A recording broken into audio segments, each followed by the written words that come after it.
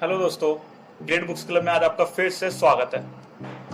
दोस्तों, आज की इस वीडियो में हम बात करेंगे कि एक बंदा जो कि बहुत ज़्यादा दुखी रहता था, वो अपने फ्यूचर के बारे में सोच सोच के दुखी रहता था, अपने पास्ट के बारे में सोच सोच के दुखी रहता था।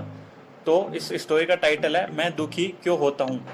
हेलो दोस्तों, वैसे हमारी ज़िंदगी में सुख और दुख दोनों का होना बहुत ही ज़रूरी है, क्योंकि बिना दुख के आप सुख की वैल्यू नहीं जान पाओगे और बिना सुख के आप दुख की वैल्यू नहीं जान पाओगे। इसीलिए ये दोनों हमारी ज़िंदगी में होना बहुत ज़रूरी है। आज हम ऐसे दुख की कहानी जानेंगे जो कि हमें बताता है कि हमें दुख से कैसे बाहर निकलना चाहिए। तो चलिए शुरू करते हैं। एक आदमी बड़ा ही दुखी होकर गौतम बुद्ध के पास गया। उसने गौतम बुद्ध से पूछा, गुरुजी, मैं बहुत ही दुखी रहता हूँ, मेरी जिंदगी में कोई सुख नहीं है और कोई सुख जैसी चीज मैं जानता ही नहीं कि सुख होता क्या है। तो गौतम बुद्ध जो कि उसकी बात सुन रहे थे, तो वो बोलता है आगे, क्योंकि उन्होंने अपनी जिंदगी में बहुत सी चीजों को खो चुका था, उसकी जिंदगी में उसे जो चाहिए था वो उसे मिल नहीं पा रहा था, इसलिए वो बहुत ज्यादा दुखी रहता है। गौतम बुद्ध ने उस आदमी को एक कहानी सुनाई। उन्होंने कहा कि मैं तुम्हारे प्रश्न का उत्तर तुम्हें एक कहानी के द्वारा देता हूँ। तो गौतम बुद्ध उस आदमी को एक कहानी सुनाते हैं। तो चलिए बात करते हैं उस कहानी के बारे में। एक गांव था जहाँ पर एक इंसान रहता था जिसको कहीं ना कहीं कुछ चीजें खरीदने का बड़ा शौक था। उसके पास एक आदमी आया। उस आदमी ने कहा कि मेरे पास पर्ची है, मुझे बेचने है। अब इस पर्ची को कोई नहीं ले रहा था। उसने सोचा कि मैं इस पर्ची को रख लेता हूँ, लेकिन उसने उस पर्ची पर क्या लिखा था वो देखा ही नहीं और वो उस पर्ची को बेचने की कोशिश कर रहा था, पर उससे वो पर्ची कोई ले ही नहीं रहा था। तो वो सोचता है कि चलो ये पर्ची मैं खुद रख लेता हूँ, मैं खुद अपने पास रख लेता हूँ। उस पर्ची में लिखा था सदा ना रहे, मतलब हमेशा नहीं रहेगा। अब सदा ना रहे इसका मतलब कोई जानता नहीं था इसकी कीमत क्या हो सकती है। उसने कुछ पैसे देकर उसको खरीद लिया और उसे अपनी पगड़ी में बांध लिया।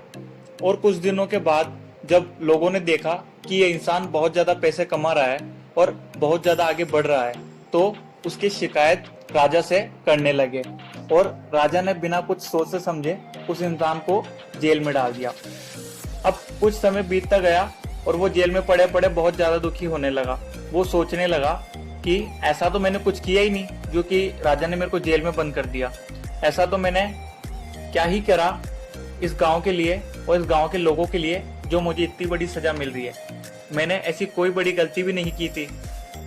तब उसने वो पर्ची थी वो निकाली, उसमें लिखा हुआ था सदा ना रहे, और उनसे उस पर्ची को बहुत ध्यान दिया, बहुत ध्यान से पढ़ा और उसके बाद समझ आया कि जो भी दुख होता है वो सदा नहीं रहता और जो भी सुख होता है वो सदा नहीं रहता। और ये आप पर निर्भर करता है कि आप अपनी सुख को पकड़कर बैठे रहोगे या फिर अपने दुख की कहानी को पकड़कर बैठे रहोगे। जैसे ही गौतम बुद्ध ने उस आदमी को सुनाया, उसकी पूरी बात अच्छे से समझ में आ गई कि इस दुनिया में सुख और दुख आना ही है। हमें ये समझना चाहिए कि जैसे सुख चला गया वैसे दुख भी चला जाएगा। तो ज्यादा दिन तक खुशी रहने से हम अच्छे से अपनी जिंदगी व्यक्त कर सकते हैं, अपनी जिंदगी जी सकते हैं। हमें ज्यादा से ज्यादा उसी से दर्द होगा जो हम सोचते रहेंगे। उससे बेहतर यही है कि हम ये समझे जैसे सुख चला गया वैसे ही दुख भी चला जाएगा और दिन भी आगे बीत जाएंगे और मेरी जिंदगी जैसे पहले चल रही थी वैसे ही चलती जाएगी। हमारी जिंदगी में जब भी दुख आए हमें ये सोचना चाहिए कि क्यों ये दुख है, क्या मेरी कोई गलती थी, क्या मैंने जानबूझकर गलती की थी, और उसी को देखकर हम आगे बढ़ता रहना चाहिए। तो दोस्तों, आज आपको हमारी ये शॉर्ट मोटिवेशनल स्टोरी कैसी लगी आप हमें कमेंट करके जरूर बताइएगा।